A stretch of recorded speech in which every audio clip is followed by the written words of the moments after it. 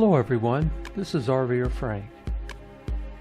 Coming to the Eastern Sierra, Owens River Valley is like being at an outdoor wonderland. People come from all over the world to experience the fishing, hunting, rock climbing, backpacking, the stunning views, apparent freedom, and more. Or, if the visit is to the Lone Pine, Alabama hills, it is to see the actual movie filming locations turned into Hollywood silver screen magic, creating kind of a romantic realism which shapes the G-rated version of how the West was won back in the day. For the new or casual recreation visitor, what is seen is a gift-wrapped reality that is far from the ugly hardships of the European pioneers and the indigenous people of this valley, which if filmed would be rated R. So I will tell you a little about this place you won't find in some picture show. You would have to dig deep in research and be interested to really get a sense of the sorrow that is part of the fabric of this valley.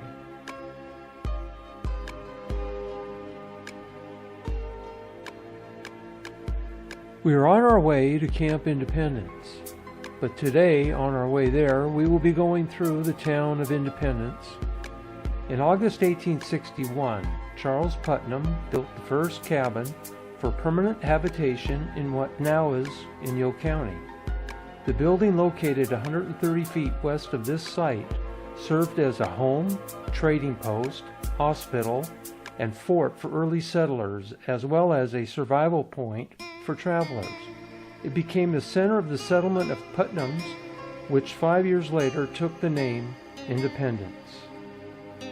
The trading post he established there is acknowledged as the beginning of what would become the town of Independence. But where did the name Independence come from? That story, too, has a natural progression. As other homesteaders came into the growing settlement, the first name change took place.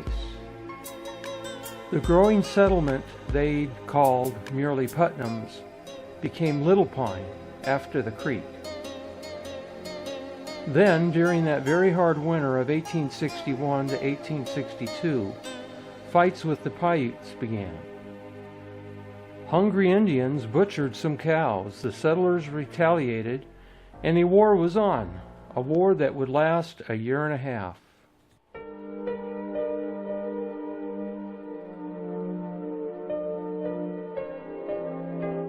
To protect the settlers, the Army had established a garrison near Little Pine in the summer of 1862.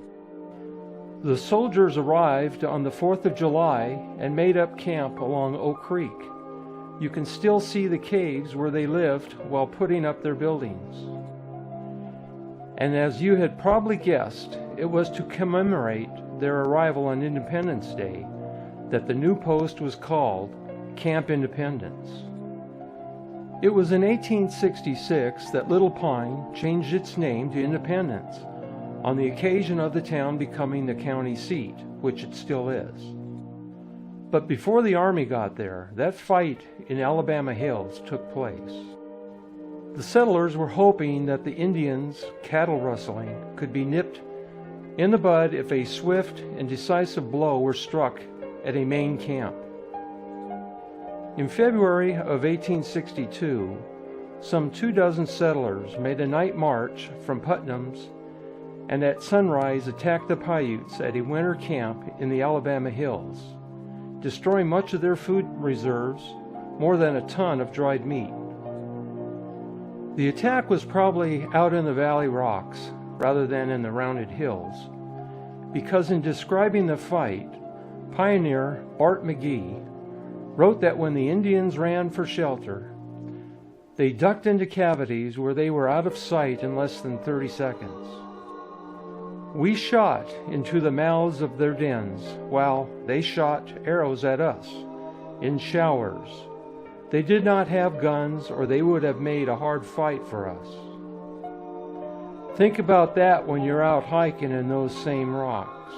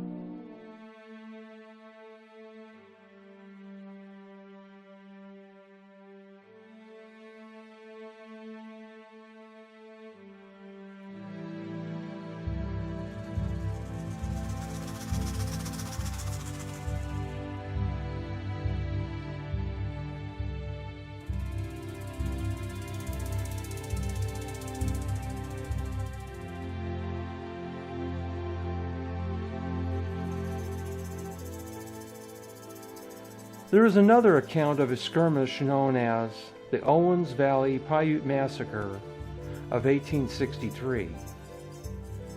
Recently, Los Angeles Department of Water and Power archaeologists uncovered this grim chapter in Owens Valley history.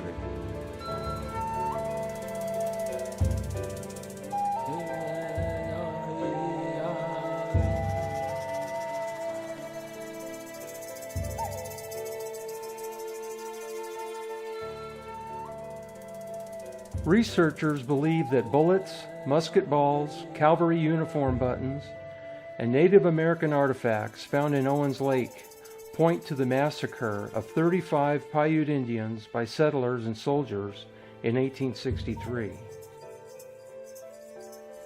35 Paiute Indians were chased into Owens Lake by settlers and soldiers to drown or be gunned down. But the records are silent on one important point. Exactly where did the massacre occur on the moonlit night of March 19, 1863?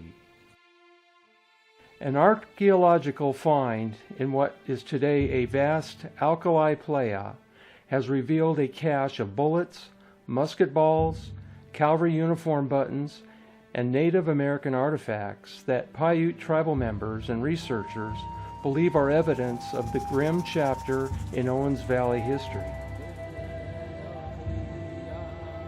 The site has been lost to history for more than 100 years, a time in which Los Angeles drained most of Owens Lake to satisfy the growing city's thirst.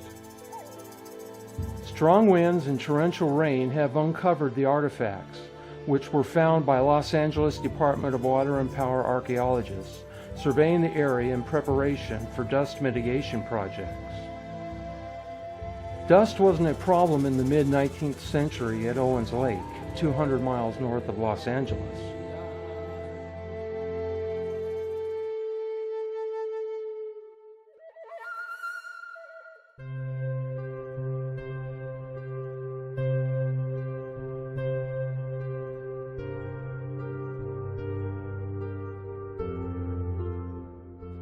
Native Paiutes hunted along the lake and diverted the flow of local streams to irrigate fields. But disputes arose as settlers poured into the valley and began ranching on the tribe's pasture lands. U.S. troops were sent to protect the settlers and the land and water they had effectively stolen from the Paiutes. By 1860, the Paiutes' land had been overrun with cattle and sheep.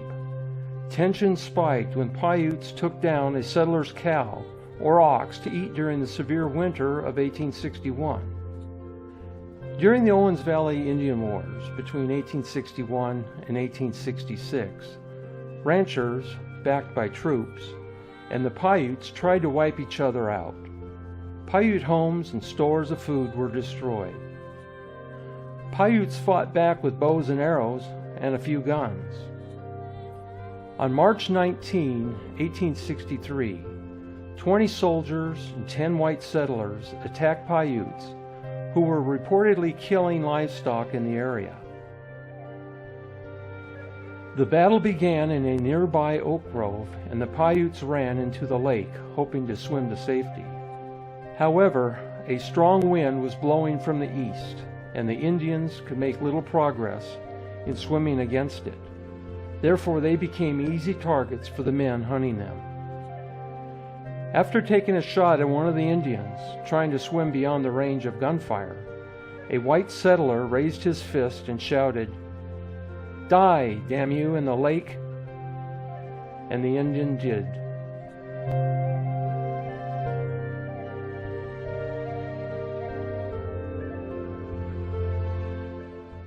Darkness came on, but there was a bright moon, and the soldiers and citizens formed a line along the shore and remained there until the bodies began to wash ashore. Only 2 Paiutes were thought to have survived that day.